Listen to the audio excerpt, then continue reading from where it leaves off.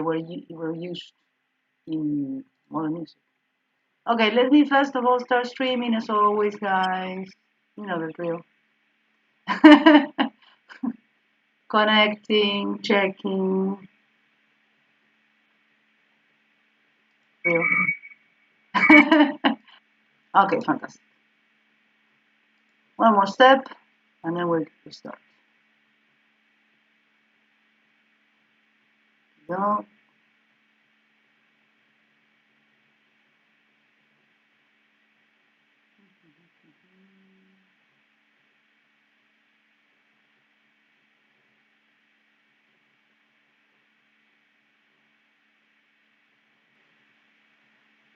Yeah, perfect.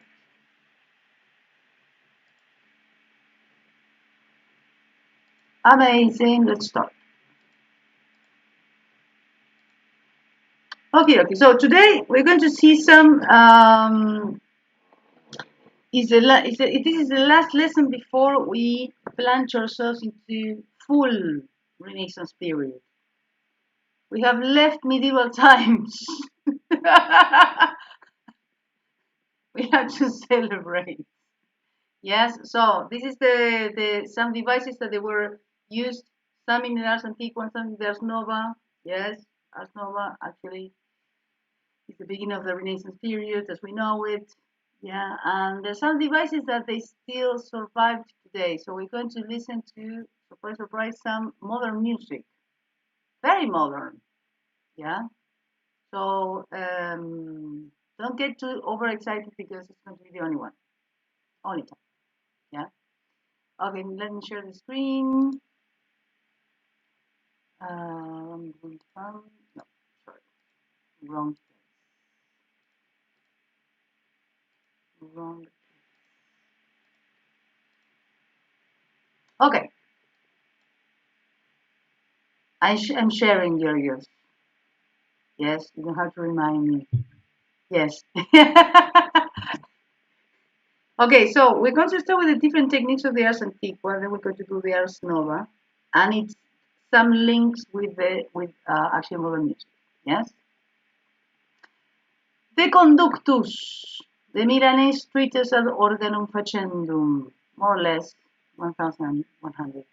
Described for the first time the technique of the Discantus, which already incorporates the opposite movement, that the counterpoint rises when the cantus firmus descends and vice versa, thus producing at different intervals in each note, mostly consonances, perfect consonances.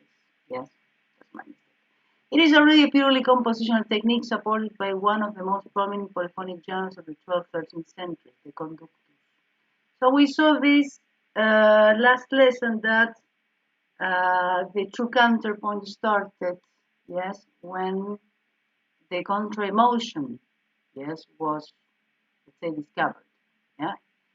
In medieval music, conductors or conductors, plural conductors, is a type of sacred by non-liturgical vocal composition for one or more voices.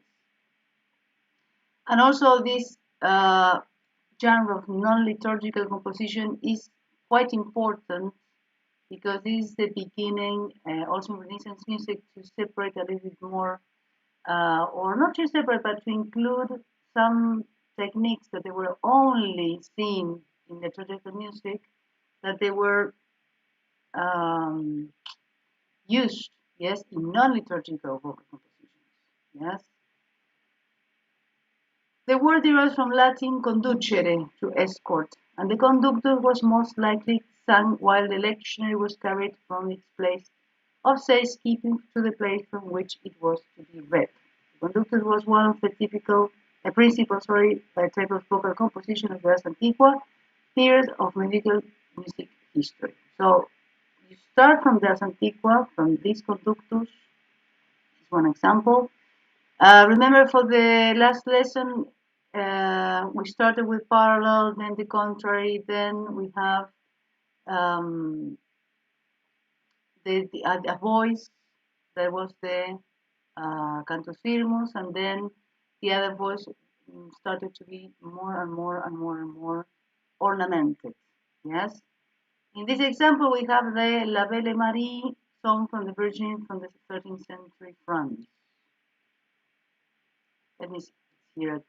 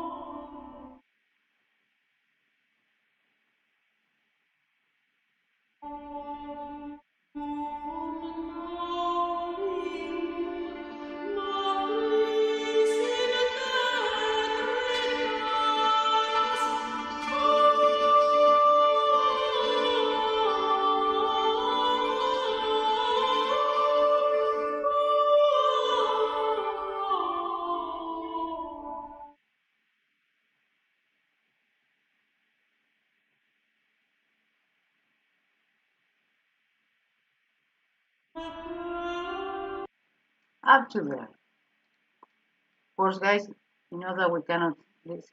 I know you love to listen to the examples I did in the morning. Please try to stay awake. Because it's a very soothing music, not because it's very boring, but it's very soothing. But we can listen to everything, yes? Then we can have all the videos. But what do you notice about this music? Something that strikes your attention.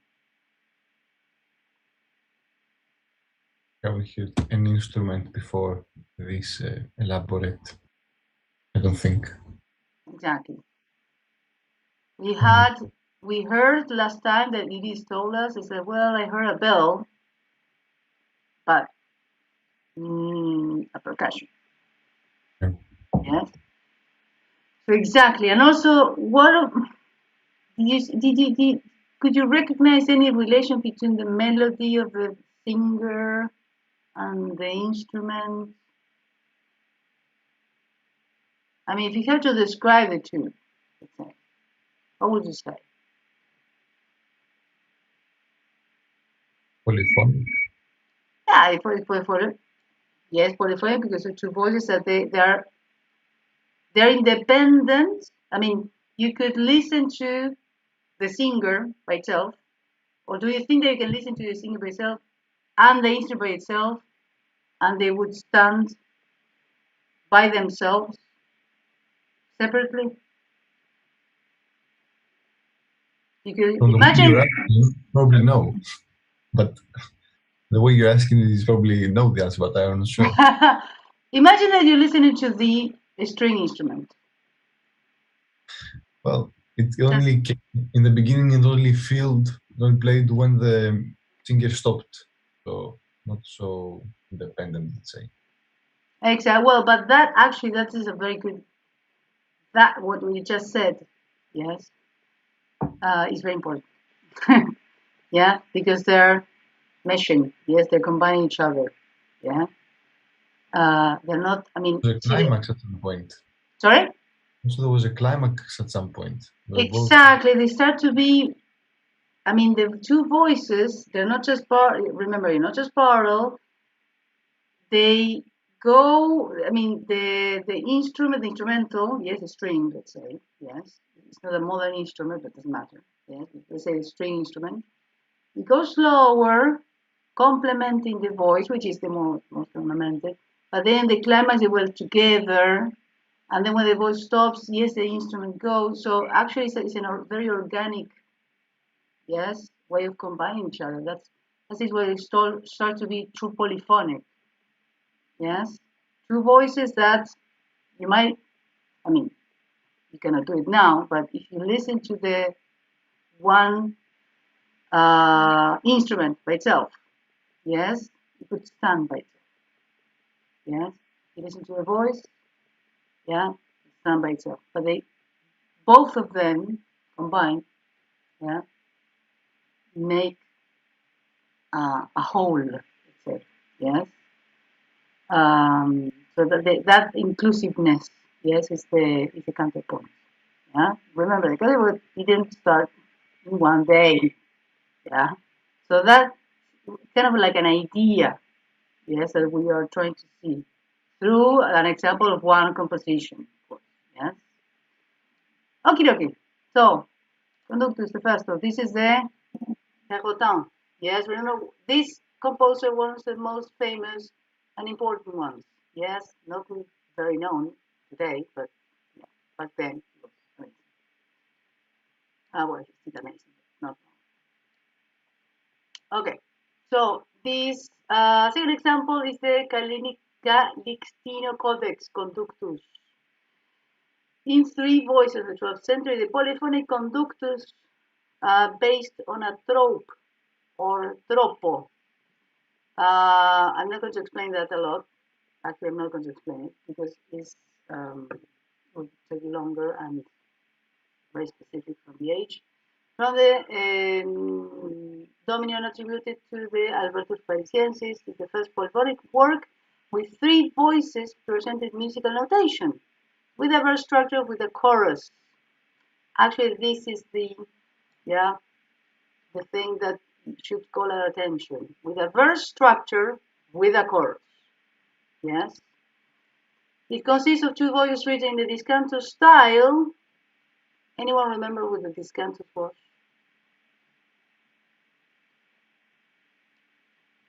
Contra emotion. That's it. Remember that. Contra emotion. Yeah? And an additional, more ornamented voice. Yes? So you have contra emotion plus the ornament now. The ornamented voice. And tenor. Yeah? And this is a transcription, of course. Yes? And this is a transcription, and these like brackets have to do with the nouns, okay? Now, Vox Organalis, anyone remember Vox Organalis? From last lesson? I don't remember if it's the original one. If it's the Cantus Firmus, but I'm not sure. Or if tenor is that one. The tenor would be the Cantus Firmus, no? The one that, remember, the tenor comes from tenere, to hold. This Cantus is the one that goes in contra emotion. Clearly contra emotion from the tenor. Yeah, that was the technique. And the Vox Organalis, the Vox Organalis started like the organum. Remember? Look.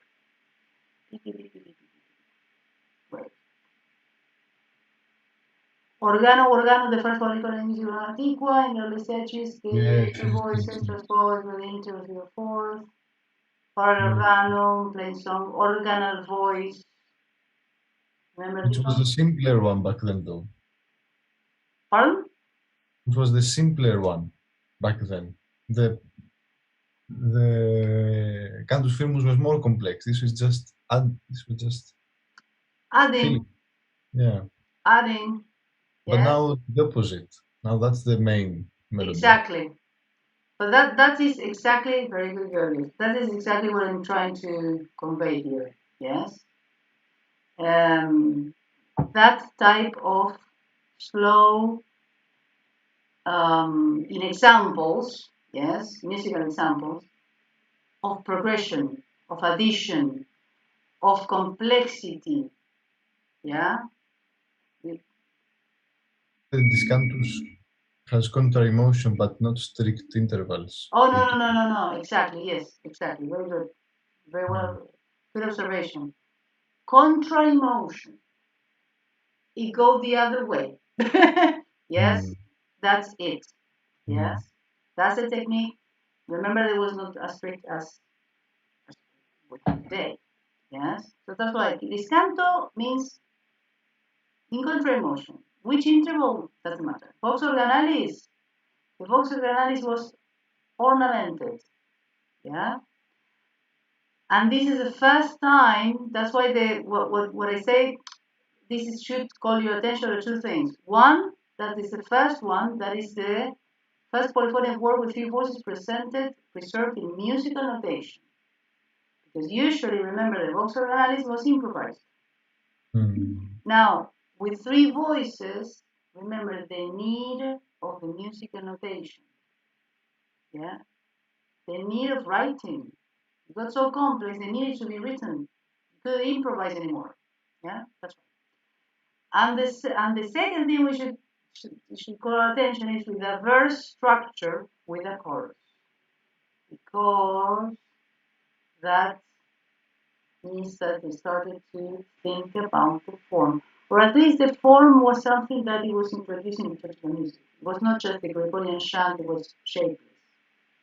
Not shapeless, remember, not 100% shapeless. The shape was given by the text. Yeah. We saw this in Ecclesiastic more. Yeah. With the different examples, where the text had a full stop, the phrase will stop, yes, and so on and so forth. Yeah. Okay, now you're gonna see. Not everything. At some point, I will cut. Yeah.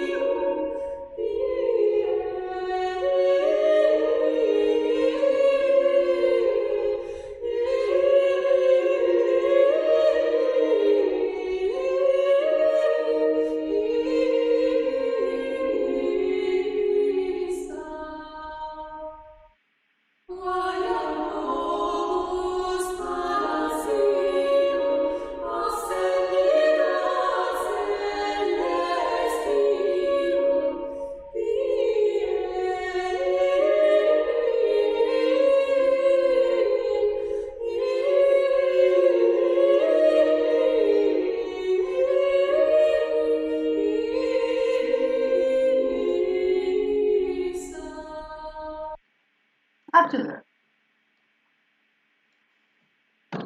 Interesting, right? What are these tenors, by the way? Sorry? What are these tenors? What are these men? No, they're not men. Why the clef? Oh, because this is a transcription. This is the fact that it was sung by women. Yeah, I mean, well, the person who uploaded this might have taken the transcription. Initially for men, and this was sung by women. Yes, everything went up to higher. Yes, yeah. No, not just that. Yeah. Imagine that the originals looks a little different. Imagine. Now, first of all,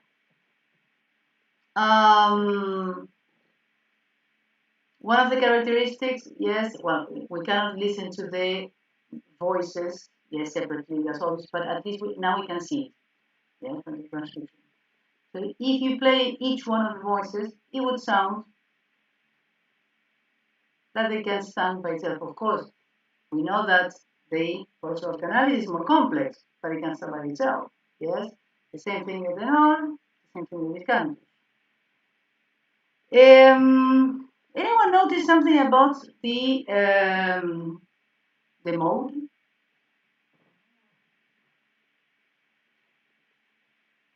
Which mode? Dorian? Yes. Because And then, how do you know? the finalis was in re. Okay, good. The beginning I thought it was Lydian because they all started in F, but then I've seen before that they can start on the third. Yes.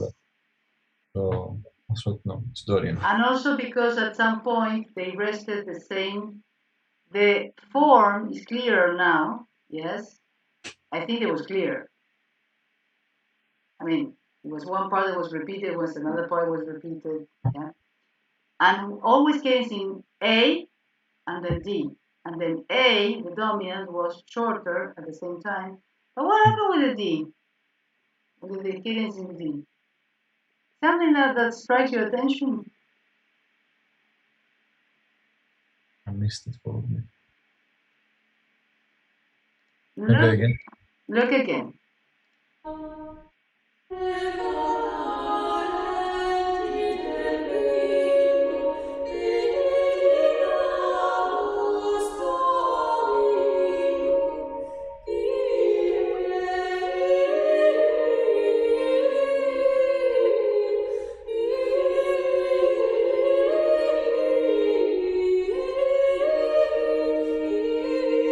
There.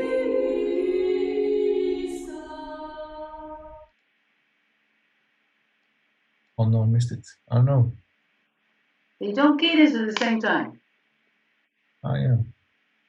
And that is something that they started to be, a technique that started to be known or used in the Renaissance. They wouldn't cadence at the same time. They would reach and then the one. And then even during the Renaissance period, you have the cadence and two voices were cadencing and then the other one would carry on. Yeah? So the cadence was not a block. Yes, they will reach one after the other one. It's a nice, I think it's a very beautiful way to write. It's not a block of voices that they all cadence together. No, they reach. Yes. Okay, so this is the codex. Now the motet. Yes, the motet is very important because it's going to rule, let's say, the Renaissance period, and we are going to compose motets, by the way, with the lyrics and everything, and in Latin, just say. The motet from the French mot, yes, word, is by far the essential polyphonic genre of the French of the 13th century. The motet arose from the organum, thanks to the mechanism consisting of adding texts to the organ voices, a procedure of a more literacy than musical nature, which implied and promoted the adaptation of the musical notation systems inherited from the 12th century and which would put an end to the hegemony of the organum as a polyphonic genre. So this is the motet. The motet plan maintains the practice of adding melodies of the pre-existing melodic fragment, the tenor, still. However, by becoming independent of the liturgy, you see that this is also, yes, you start to separate a little bit from what is church music, yes, which is not church music, yes. The liturgy and conceiving itself as an independent composition. The 13th century motet will tend to reuse a few melodies as tenors converted into a standard repertoire for improvisation and polyphonic composition. And again, we're going to just 2 minutes.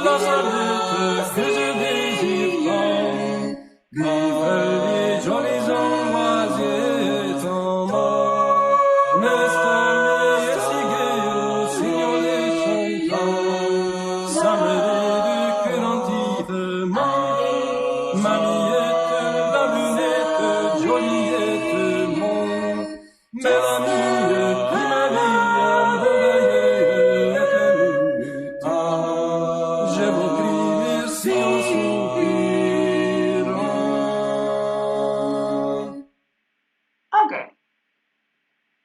So, like it,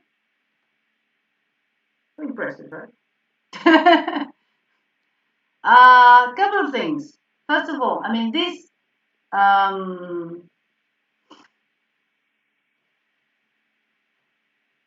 what do you, well, first of all, you see this French. Yes, it's not in Latin. Yes.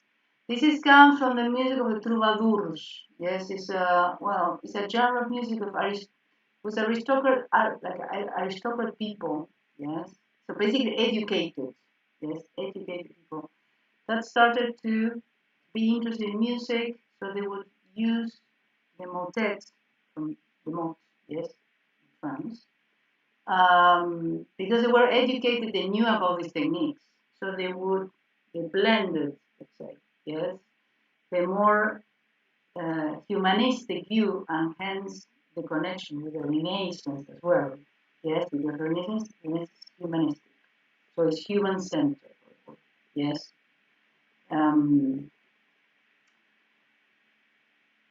So that's why it's in French and not in Latin. But something about the beat. Yeah. So far, there was actually no beat whatsoever. Did you feel that this you could actually keep a beat? Yes. Because it was more related to, it was kind of started to blend, yes, the music for non liturgical, for the music for the popular, yes, it was for example, dances. So they started to blend because you could perceive a rhythm, yes, of which voice gave the rhythm, or the sense of beat, sorry.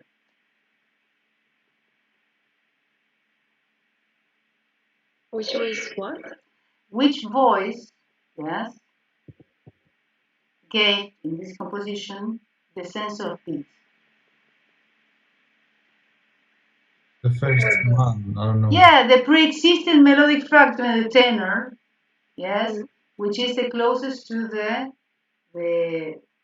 liturgy, yes, that was the one that the slower one. They used it as the one that kept, yes, the structure together, and the other ones on top, yes. So it has something, yes, that led, yes, and that was also the beginning of the rhythm because again the sense of the beat, yes, we are so used to it in this type of music, in polyphonic music. Also, it didn't start in one day. It was a whole. Actually, it started there when uh, the troubadours, these aristocrats, these educated people. There was not. Remember, they were not only educated in the church. In medieval times, just the church was the center of education. They started to be educated people not in the church, thus composing, yes, with these same techniques, but of course with a more, let's say, I don't know, humanistic view, yes, that one. And it's quite complex, yeah? It's quite complex. And Gisela, at the end of this piece, the lower voice is doing like the melody, right? The lower voice is doing the melody. I mean, yes, like a little bit at the end, or I'm not sure if I played the middle one, but Wait, well, sorry, I hit play. I didn't want to hit play. Sorry. Yes. okay. At the end, the let's say the tenor voice, the Yes. one that was holding the slow paced melody, that one. It's doing like a more rhythm and like melody, and the others are just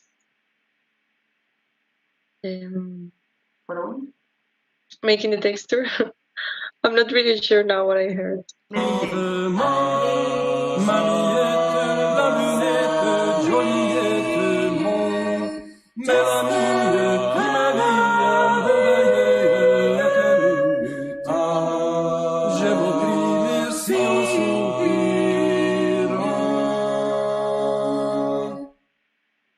No, I see. I got mixed between all the voices, but it's a middle one, right? Okay. Well, the thing is, that is well, but that is the when we started to listen to more music of this style, the cadence actually was approached by certain, of course, rules that say actually there were like 1, 2, or 3 like steps in order to even sometimes 4 to approach the cadence.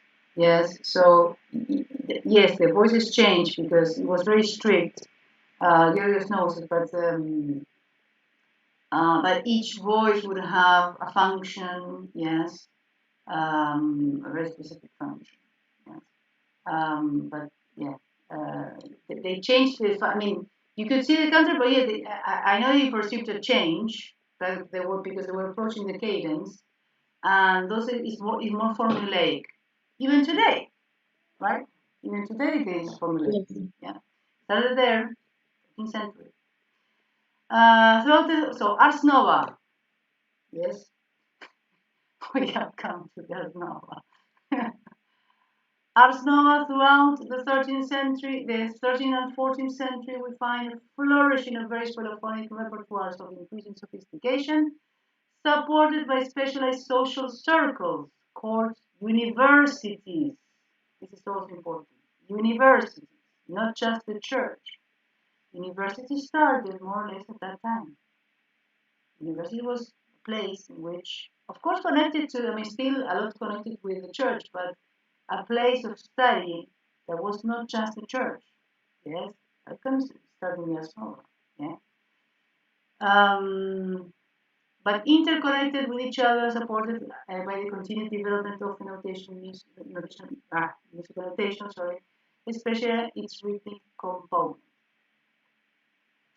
One of the reasons that explain the eminently intellectual character in which a significant part of the polyphony developed throughout the 13th, 14th centuries, the one most linked to scholasticism and universities, lies in the fact in the mentality cultivated medieval music was understood as a science coupled with arithmetic, geometry, and astronomy.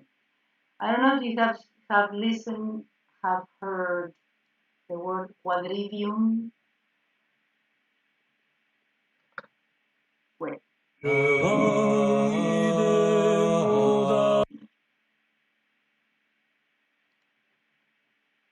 you go. Have you heard the word quadrillion? No? You never heard it. You, among everyone. Plato, quadrillion. The study of the sciences. I'm very disappointed. Say it again. I know they say the quadrillion was the study of the four main sciences. Sounds like a Latin word to me. Yeah, but that's why they say that quadrillion was the main sciences that were always together. The geometry, music, and arithmetics, and astronomy were together studied. And that's why they say quadrillion, because it was four. And people who studied astronomy, arithmetic, geometry, and music. So that's why it explains that the music got very complex. Yes, because it was considered part of the sciences. Very smart. Yes, that's right. Okay, moving on. So lies in the fact that in the mentality cultivated medieval music was understood as a science with arithmetic, geometry, and astronomy. Thus, it is not surprising that theoretical music imbued with the harmonic theory inherited from the Greeks and dazzled by the development of measurement, rhythmic notation, found its more favorable means of expression of polyphony, like the oketus or the hocket. So this is one of the techniques of the Asnova. So the oketus is a rhythmic technique consisting in the interspersing notes from different voices to form a resulting melody. It is named after the medieval oketus from Latin, hiccup, a rhythmic device that was especially exploited in polyphony in the 14th century. So basically, we're going to listen to, yes, and it's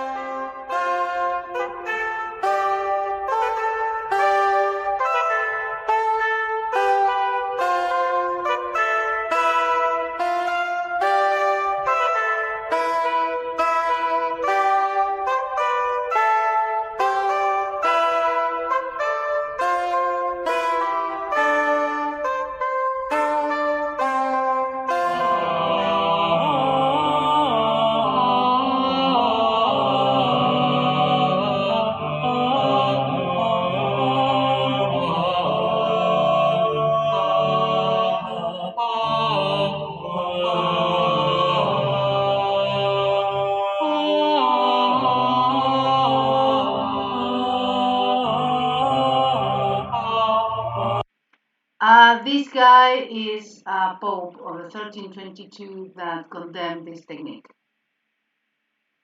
Just saying, if you see a guy like that. This is the one who condemned the hocket. Yes? Bad guy. It's very good.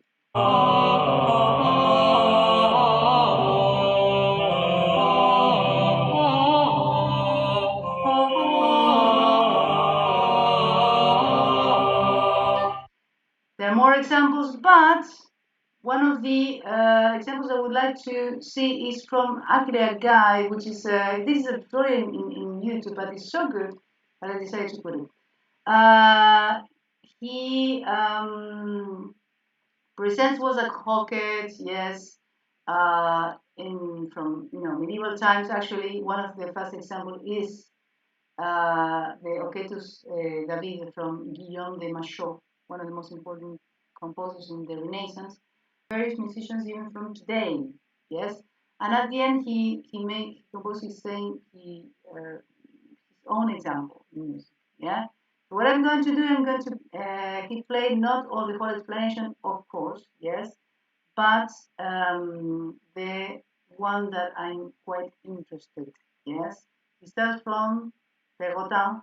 Yes, which is the one that Vidun Omnes, if you remember, we have listened to it in the previous lesson. Yes, it contains a hocket. Yeah, and then we're going to start with several examples. Yeah, so you see what a true hocket is and the ways that you could use it. Yes, as composers.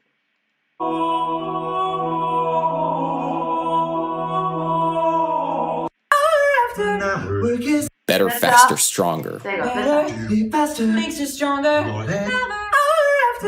Work is make it harder, better, do it faster, stronger. Our work is There you go. That's a hocket. Did you listen? Each one was, instead of one singing and one melody, each one of the voices were saying one word. That's a hocket. Yeah? Another example. Ellington. What? Sorry.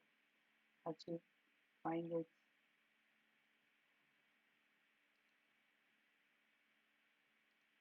Okay. This melody, if you see trombone 1, 2, and 3, they split the melody in three trombones instead of one trombone, yeah, doing the same melody. Let's take a look.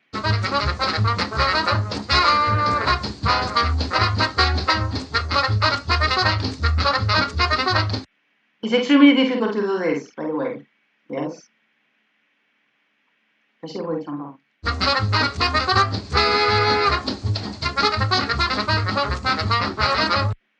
So this it could be a technique of the hocket. Yes.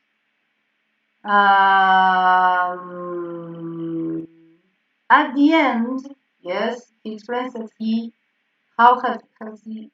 can actually produce a hocket by yourself. Basically, you can record one melody, and then what he does is to split in several tracks. Yes, this is quite interesting, and the result is quite interesting. Yeah, Enjoy.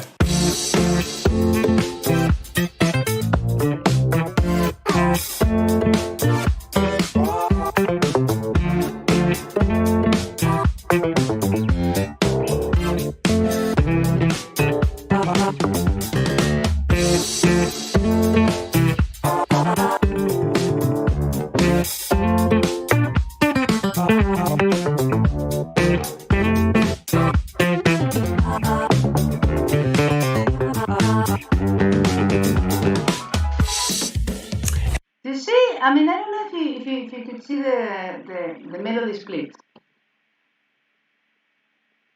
The guy was playing one instrument, right? Then, of course, with like technology, he just split in different tracks, but it's the same melody.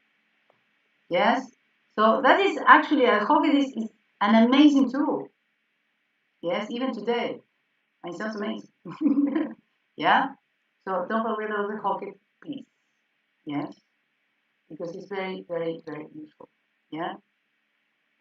Now the last thing we're going to see the isorhythmic from the Greek. The same rhythm. Yes, Georgios, it's okay? Isos, yes. Thank you, Georgios. Yes. It's a musical technique that arranges a fixed pattern of pitches with a repeating rhythmic pattern. Isorhythmic consists of an order of duration of rhythms called atalea or talia, cutting, plural talea, taleae, actually, in Latin. Taleae, right? Georgios? Yeah, talea, yeah. Yeah, because I always get confused with the A. Sometimes this is A. Oh, well, it's okay. Yeah. New Latin, tale. Exactly, the new Latin with the old Latin. Yeah. Let's leave it.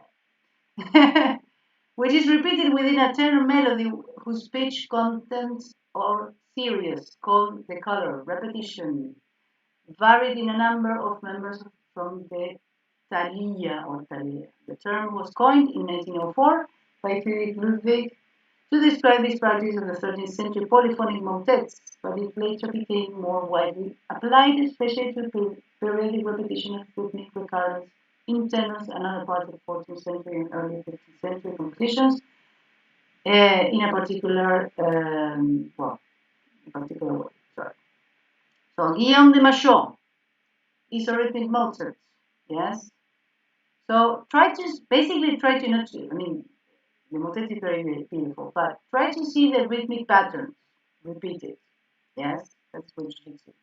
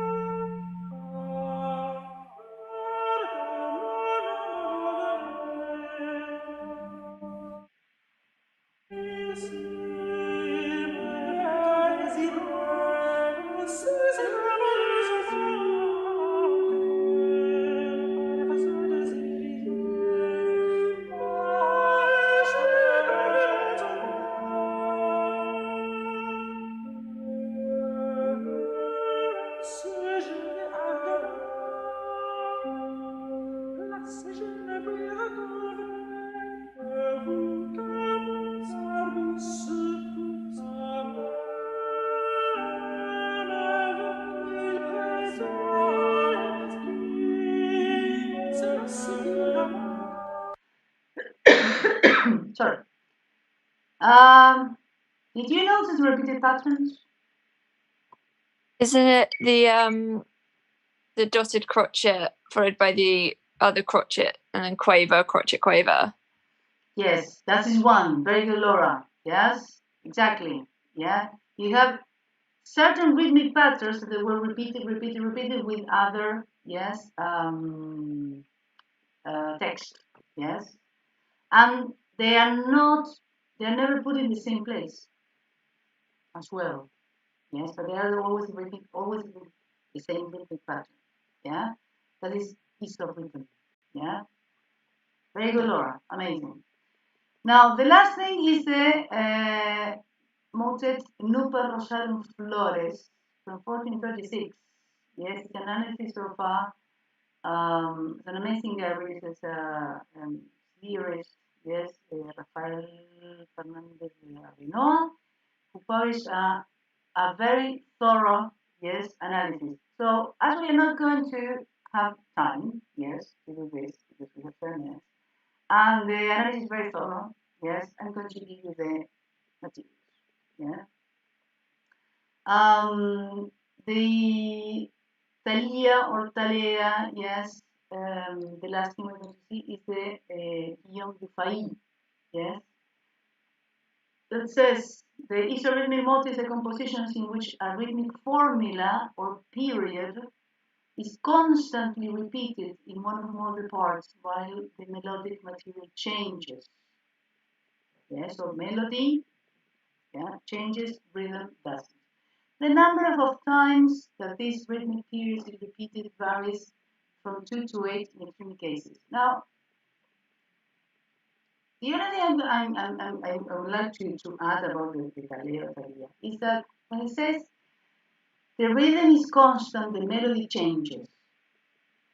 Yeah? It sounds to me a little bit like compositional devices. I mean, it's something that it was the start of the development. Remember that when we develop a composer, yes, we are with one, yeah, theme and variations, let's say.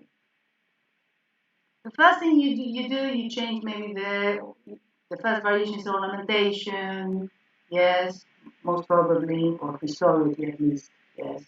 I don't know the exact, but historically the first variation is ornamentation, yeah.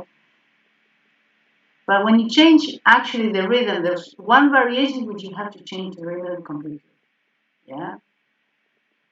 So you know that the rhythm is important, yeah. Now, if you're, for example, composing a small ternary form, which is a smaller form, would you change the rhythm a lot, or just would vary the melody? As a rule of thumb, if you change the rhythm, sorry? Melody, yeah. Exactly. You can change it. You can change the melody. You can change the inversion. You can invert the melody. Yes, but when you change the rhythm, it's, you know, it's a huge deal. If you change the harmony, they started to be aware of that.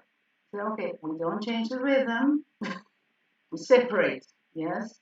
They realized that, yes? Okay. That's okay, I'm going to keep the rhythm there, not touching it. And I'm starting to, yeah, see what happens in the melody, yeah? So those concepts, yes, there's something, when you read, as a general advice, when you read, yes, history books or whatever, try to see when they say, well, yeah, it's a concept repeated on more parts and the melodic material changes. Don't take it as a phrase, yeah, just a phrase, because you're not going to actually get the importance, yes, of what it's saying. Yeah, it was a huge deal, yeah, because it was the race of the awareness. It's not just, okay, well, the rhythm changed. No, he realized that everything was important. Yeah. Now we're going to carry on a little bit more next time, but then we're going to have an introduction, yes, of the cultural aspects of the arsenal. Yes, I know. That's why we used to have 1 hour and a half before.